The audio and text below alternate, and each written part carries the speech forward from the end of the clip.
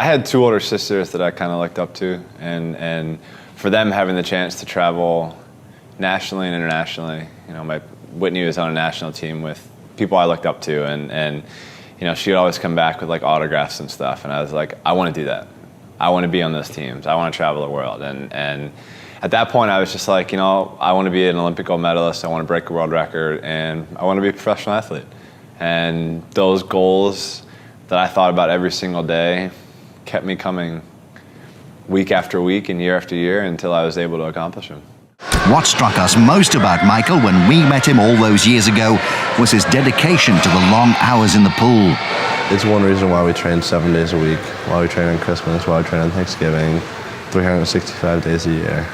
There aren't many clubs that train 7 days a week, so that gives you one extra set training session every single week where you can pick something up. So, I mean, if I'm getting 52 more practices than everybody else is, that's kind of make that little or big difference in the end.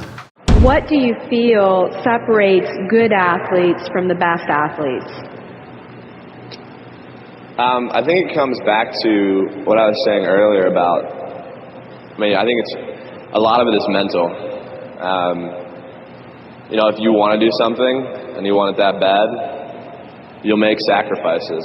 And, you know, growing up for me as a kid, I made a lot of sacrifices that I didn't seem that they were a big deal, and I don't think of them as being a big deal right now. You know, there were Saturdays or Fridays where, you know, I'd give up going to a dance or hanging out with my friends because I had workout the next day.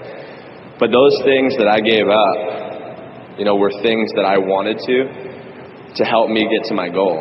And there were times where I've been put in uncomfortable situations, but I've used my mental power, my mental strength to push through it. I think that's how you can look at any of the athletes in the world. I mean, Tiger, the guy has a busted knee and still comes and destroys the rest of the field. You know, that's the thing. It's like people don't make excuses. You know, some of the best athletes, or the greatest athletes in the world, do things when they're uncomfortable. You know, everybody can compete when they're feeling good, happy, excited, rested. But it's the best people who can overcome when they're tired, sore, not in the great mind, you know, not in the best mindset. And I think mental power that the greatest athletes have can push all the pain aside. You know, and I mean, like when I was doing that Navy SEALs thing, was it easy for me to do it? No. Was it easy for me to climb over a 45-foot wall and look down? Not at all, and I'm afraid of heights. But, you know, I said to myself, I'm going to do this and no one's going to stop me. And I think that's the biggest thing, is how strong you can be mentally. I think that really shows who the person is. So I think that's one thing that separates the good from the greatest. I think that just keep the ball rolling. I like to, have some more best times in other events, maybe get close to world records in those, I don't know. I think that one of my long-term goals is to win the gold medal in Athens and go on more than one event.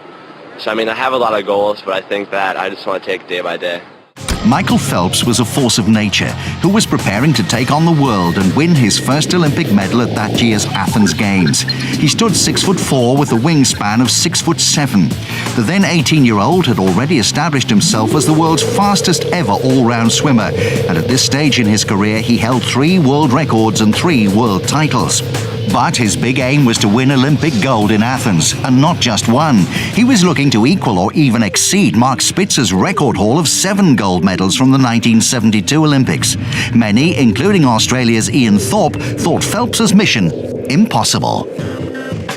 I think if he said that, then it means that sort of he thinks he can't do it. I don't think it's impossible for anybody. I mean, I think if you really just have a wide open mind and use your imagination, I think a lot of things are possible.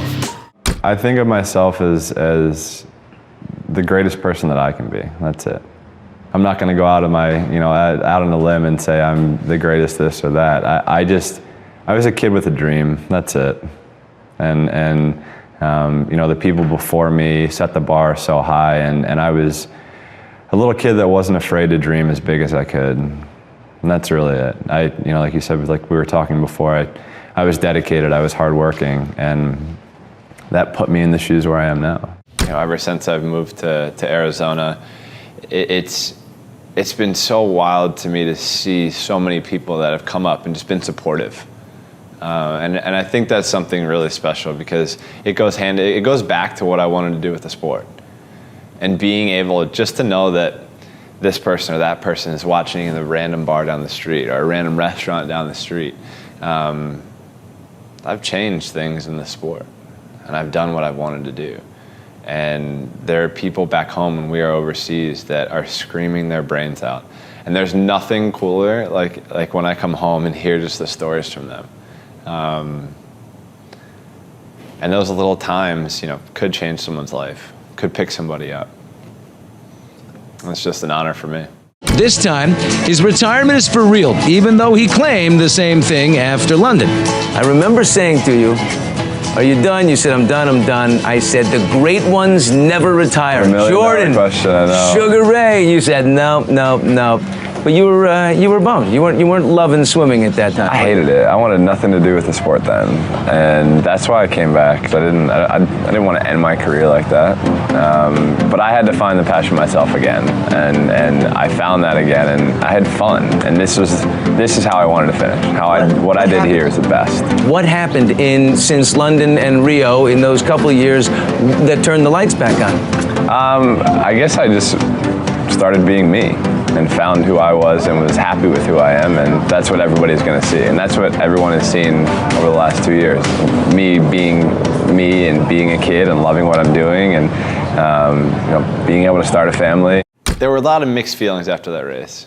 I wasn't happy with the time, but afterwards, I saw the time and was like, man, that's really, I'm not happy with that.